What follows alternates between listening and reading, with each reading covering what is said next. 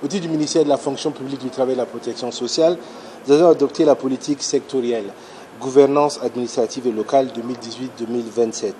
Elle est déclinée en 4 axes que j'aimerais vous rappeler. C'est la modernisation de l'administration et la lutte contre la corruption. C'est la consolidation de la décentralisation. C'est le renforcement de l'image du Burkina dans le monde. Et c'est la promotion de l'effectivité du droit des citoyens à l'information. Les ministères concernés donc par ce cadre de planification, ce secteur de planification, c'est la fonction publique, c'est les affaires étrangères, c'est l'administration territoriale, c'est l'économie et les finances et le développement, c'est la communication et les relations avec le Parlement. Et je voudrais m'arrêter donc sur le plan de réponse et de soutien aux personnes vulnérables et à la sécurité alimentaire qui a été proposé donc par le ministère de l'Agriculture et des Aménagements hydrauliques et accepté donc par le Conseil des ministres pour ce qui est de 2018.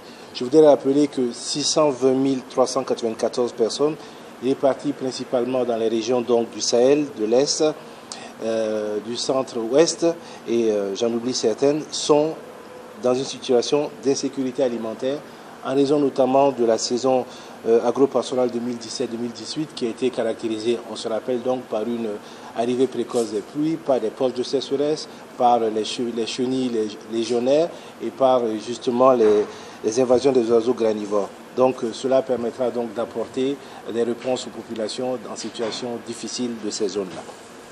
Je pense que la ministre a donné son sentiment là-dessus.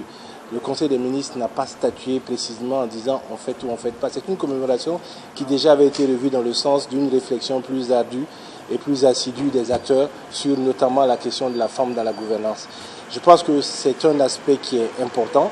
Après, nous ne pourrons pas donner une ligne majeure à tous les acteurs. Ce qui est certain, que chacun d'entre nous est partie prenante de cet état-là et doit savoir raison garder. Je pense que la majorité des associations féminines ont décidé donc de réduire tout ce qui était festif et ensuite aux différents acteurs de trouver le juste milieu pour marquer justement la place de la femme dans notre société, mais également garder en mémoire que nous avons des Burkinabés qui sont morts justement pour que nous soyons présents ce 8 mars-là. Donc c'est une question d'arbitrage de chacun.